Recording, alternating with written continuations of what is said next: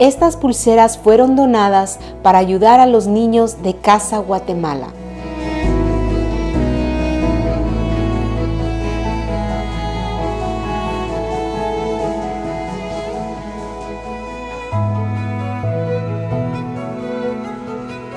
Con tu ayuda podemos ayudar a estos niños.